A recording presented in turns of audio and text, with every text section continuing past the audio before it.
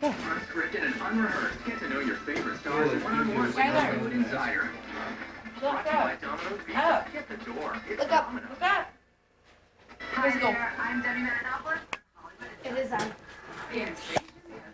It's a form of a sci-fi miniseries. Take it. Steven Spielberg is pulling the Hey, strings, Shane, are you but coming to this my ain't no concert? close encounters. These aliens have probes. I can't because it's on a Thursday.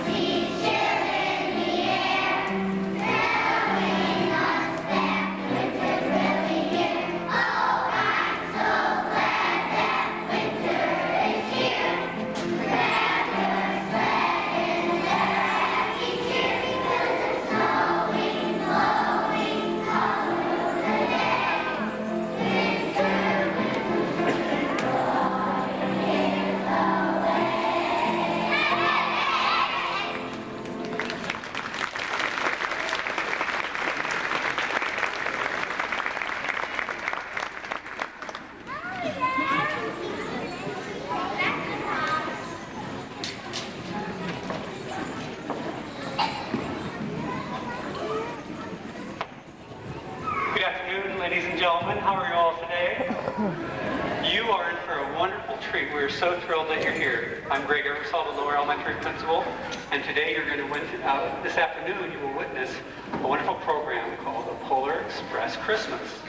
I think you'll really enjoy it. The children have really practiced hard, as have their teachers, and I'm sure some of you have practiced at home. So, without further ado, let me present to you the kindergarten and developmental kindergarten students, our 1, 2, 3 children. Enjoy the afternoon.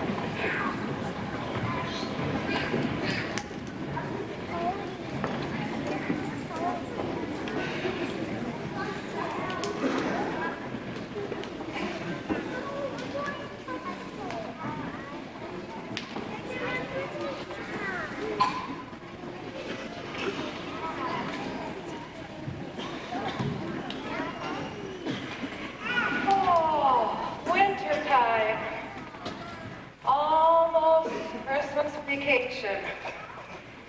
We can use that. We've been working hard. Oh, nothing quite like putting on my bathrobe and my sluffies. Hot cup of cocoa. Good book. Oh, what would be a good one to read tonight? The Night Before Christmas. Legend of the Candy Cane. Christmas Miracle.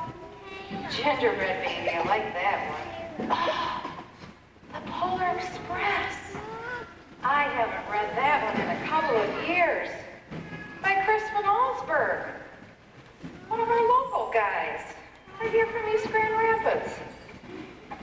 famous book. I think this is the one I'll read tonight. Polar Express. On Christmas Eve, many years ago, I lay quietly in my bed. I did not rustle the sheets.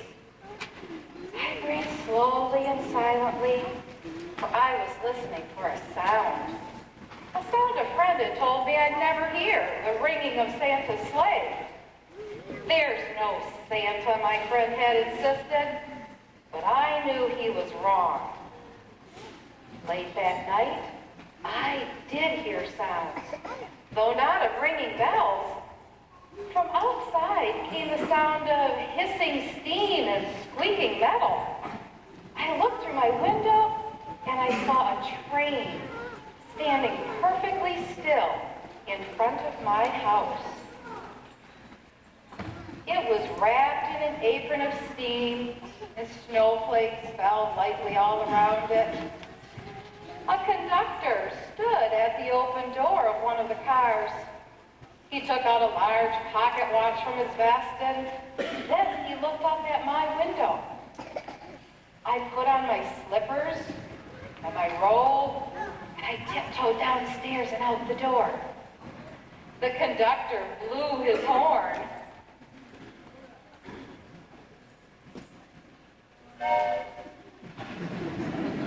All aboard, he cried out. All aboard!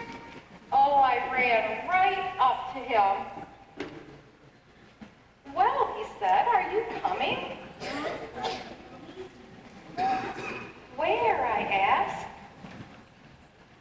Why, to the North Pole, of course.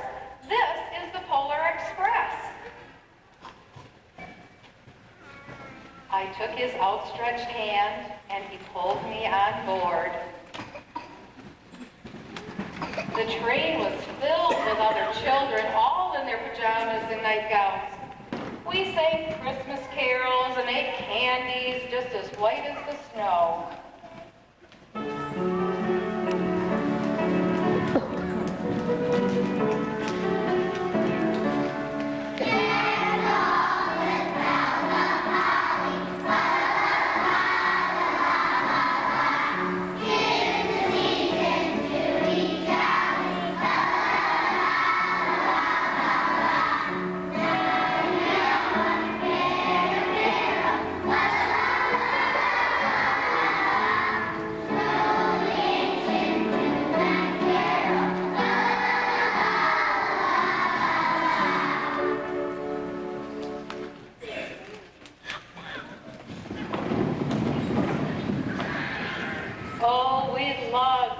Christmas carols and eating candy and drinking hot cocoa as thick and rich as melted chocolate bars. Outside, the lights of town and villages flickered in the distance as the Polar Express raced northward. Soon there were no more lights to be seen. We traveled through cold, dark forests where lean wolves roamed and white-tailed rabbits hid our train as it thundered through the quiet wilderness. We climbed mountains so high, it seemed as if we would scrape the moon. But the Polar Express never slowed down. Faster and faster we ran along, rolling over peaks and through valleys like a car on a roller coaster. The mountains turned into hills, and the hills turned to snow-covered plains. We crossed a barren desert of ice called the Great Polar Ice Cap when lights appeared in the distance. They looked like the lights of a strange ocean, like a strange ocean liner sailing on a frozen sea. There, said the conductor, is the North Pole. North Pole? It was a huge city standing alone at the top of the world, filled with factories where every Christmas toy was made. At first, we saw no elves. Oh, they're gathering at the center of the city, the conductor told us. And that is where Santa will give the first gift of Christmas. Then the children asked, Who receives the first gift? Who receives the first gift? And the conductor answered, he will choose one of you.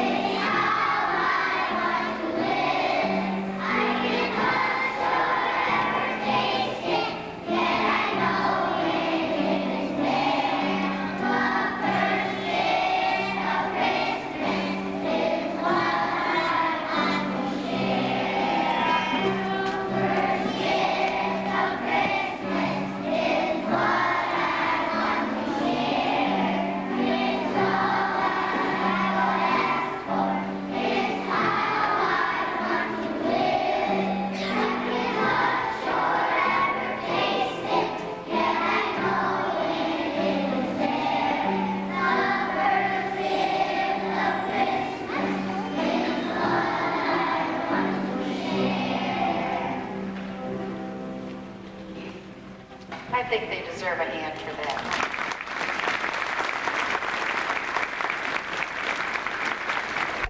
The elves. Outside, we saw hundreds of elves.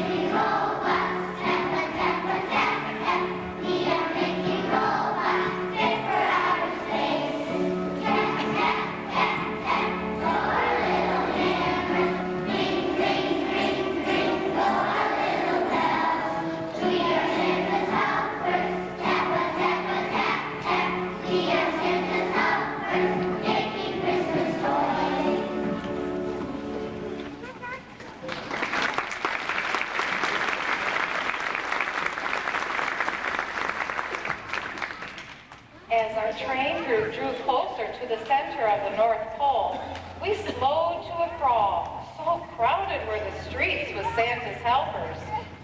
When the Polar Express could go no farther, we stopped, and the conductor led us outside. We pressed through the crowd to the edge of a large open circle, and in front of us stood Santa's sleigh. Oh, the reindeer were excited. They pranced and paced, ringing the silver sleigh bells that hung from their harnesses.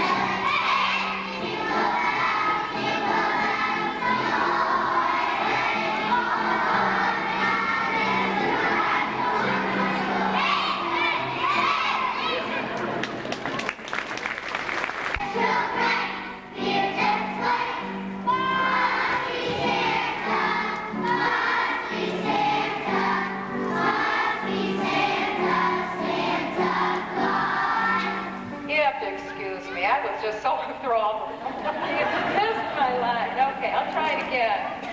Who's got blue Santa suit of red? Santa, who's got a suit of red? Who wears a long cap on his head? Santa wears a long cap on his head. Cap on head, suit of red. Sail show light, here that's white. Must be Santa.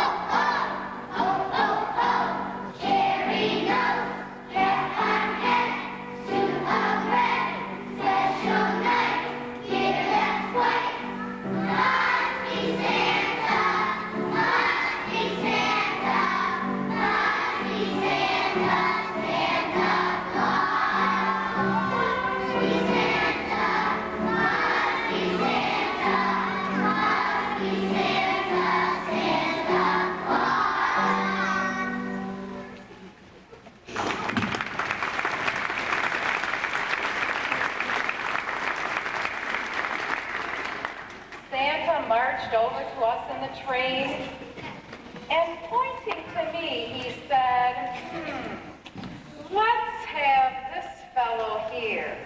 Let's have this fellow.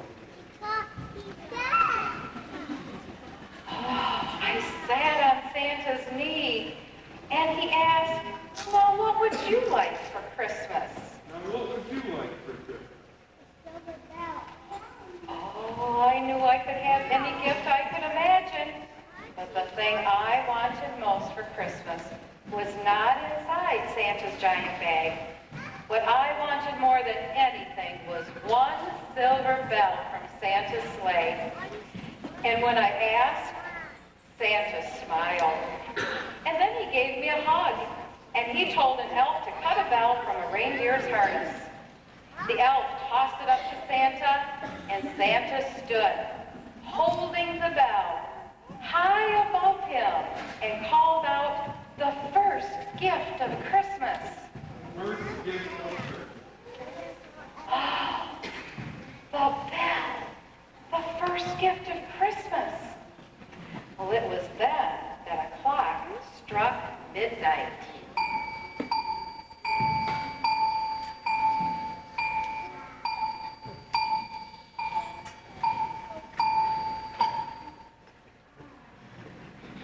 Midnight. So the elves roared their approval, and Santa handed the bell to me. And I put it in my bathrobe pocket.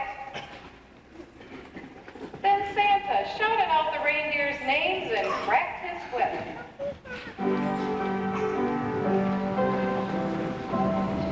You know Dasher and Dancer and Prancer and Vixen, Comet and Cupid and Donner and Blitzen.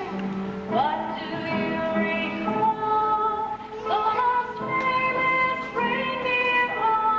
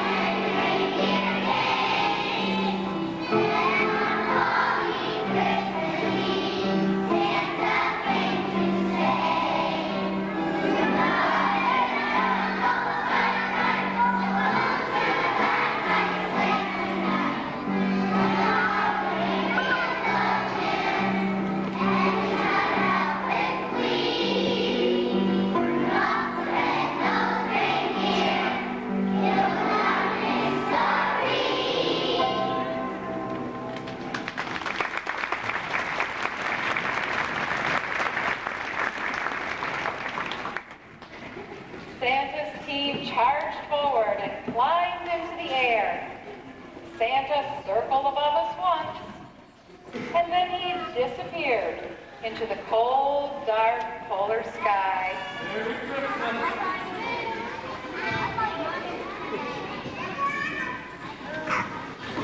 Well, as soon as we were back inside the Polar Express, the other children asked to see the bell.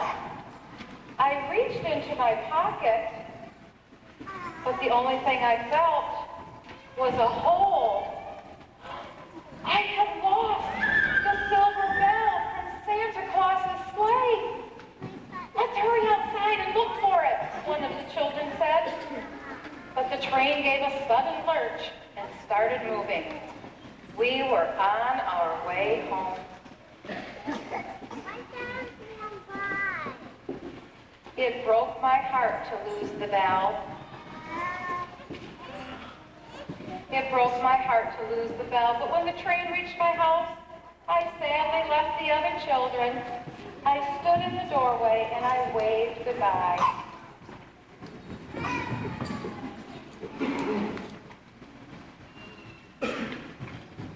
The conductor said something from the moving train, but I couldn't hear him. What? I yelled out. What? He cupped his hands around his mouth. Merry Christmas! It was a wonderful sound. The Polar Express let out a loud blast from its whistle, and it sped away.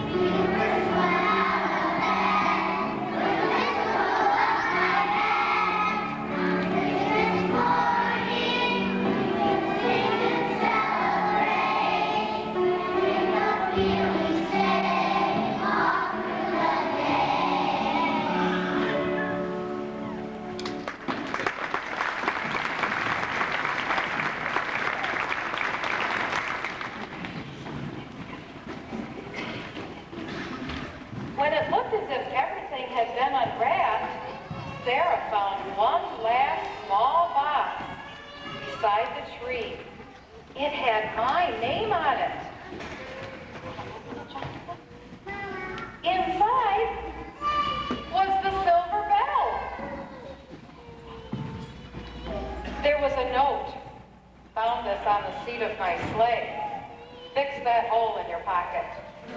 Signed, Mr. C. I shook the bell.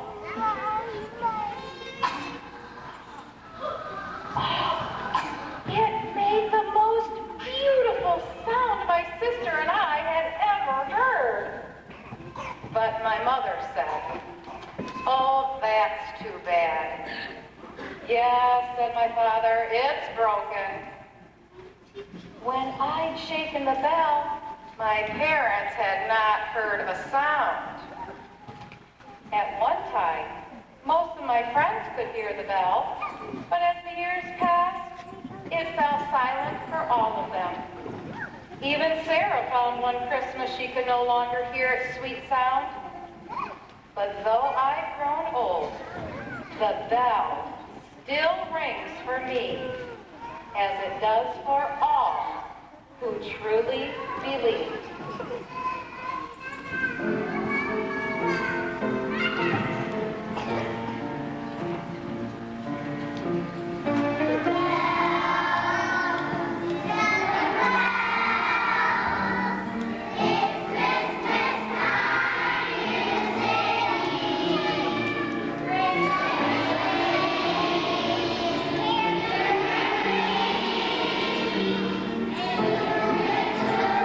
Thank you.